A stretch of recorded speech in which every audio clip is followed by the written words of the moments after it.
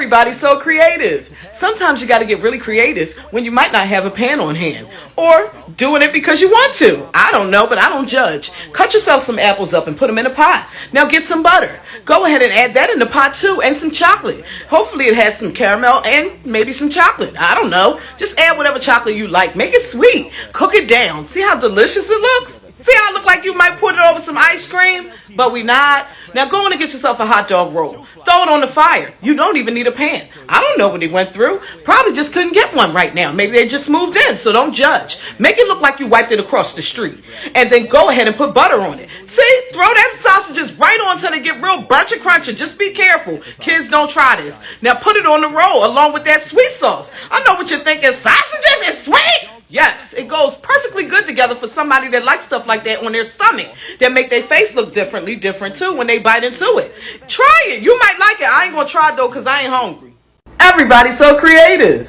One thing about the holidays is you may have plenty of leftovers unless you got a family like mine that bring all their own containers and take everything with them. But if not, here's a recipe to get rid of some of that ham. Make yourself a nice ham sandwich. But first you have to start by getting the oldest pan you have.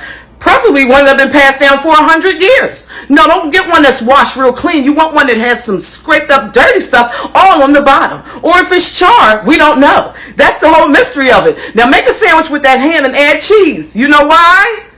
Because it ain't gonna slide down easy if it ain't cheesy. You must add cheese. I guarantee you this is gonna be something different than you've ever seen. And if not, you've done it right. I know what you're thinking. What kind of oil is that? Whatever you had from Christmas of last year. It don't matter. Look at the bottom of the coffee can. I'm pretty sure you got a coffee can somewhere, some old Burger Cruncher grease. Put it on in there. Patty cake it down. You want to make sure it's smoking. Make sure the fire alarms are going off so you know they're working. That's a great way of testing them. Now flip it over. See that? See how burnt and crunchy that look? That's what you're going for. Street-like. You want it to look like the street. If it don't look like something you're driving on, keep going. Just make it real crispy crunchy, almost where you don't even know what's underneath anymore. See how if you look back from a distance, you'll think it's a part of the pan? Because now it is. See, you got last week's dinner and this week's. You know what? You got a 2-for-1. This is so great. Don't go to Kiki's house asking for any of these ingredients because I don't know if she'll be okay with this. This is something you want to use your own stuff for. Don't borrow nothing for this. Just use all your leftover things. You're using the leftover pan. Why not? Now, go ahead and flip it up. Look at it. Look at it. Nope, not done yet. Now put it back. Let it go a little longer. All right, see, the cheese ain't helped stick together because that's not what you're going for this time. You're going for ridiculous. See? See how it look like you probably wouldn't eat it? Like it's on pumpernickel bread? But it's not. Everybody's so creative. I know sometimes reading a recipe can be really difficult. So you ever thought I'm just going to make it up on my own, even though no one else would do it? Here's the recipe. Get some ground beef and patty cake it on the table. And then put an egg right in the middle, a raw egg. Boil it in some boiling water until all the water almost evaporates. Then you want to add fufu right into that same water. That's right. I know it looks different and it probably ain't supposed to be that way, but we're doing it here. Wrap it around that ball and put it in the oven with some oil coated over it for 85 days. And cut it open and that crispy crunchy goodness all in the middle. Oh, you got good teeth. I don't. Is that good? It ain't. You are. Everybody's so creative. I know Mother's Day gonna be slamming this year with this dinner. Make yourself some beef Wellington. You don't quite have the money? Get yourself some ground beef and put it into a log. Make a log and put it in some boiling water. That's right, get all that white stuff to come out. I don't know why. Cut yourself up some dirty mushrooms so you have all the earthy flavor and cook them up in a frying pan. Make them all dark and brown. Now cover that big log with some mustard. That's right, that's gonna season it up like something you've never tasted before. I promise you that. Now get yourself some deli sliced ham. Don't buy the expensive kind. We ain't going for that.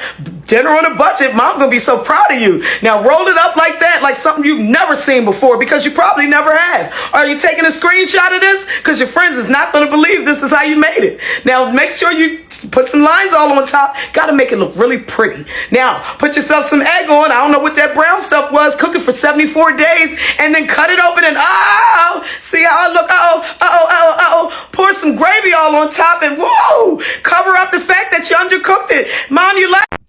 Everybody's so creative. I remember when my children were little, it was very hard for me to get meals done very quick. But here's a recipe that I wish I knew about when they were younger. I wonder if they would have made it this old. So here's a recipe for a shrimp alfredo. Go ahead and watch. You can take all the notes down that you need. I don't want none of y'all to miss this, so I hope my big head ain't blocking too much of it. Take your snapshots. Got it? That's probably all you're going to want. Go ahead and put your jar alfredo right into a pot and add a bag of already cooked shrimp that's frozen. Make sure it's frozen solid. That way you can baste it. Basting it is very important. Baste it with the alfredo. There you go. I know you probably like, that don't look right.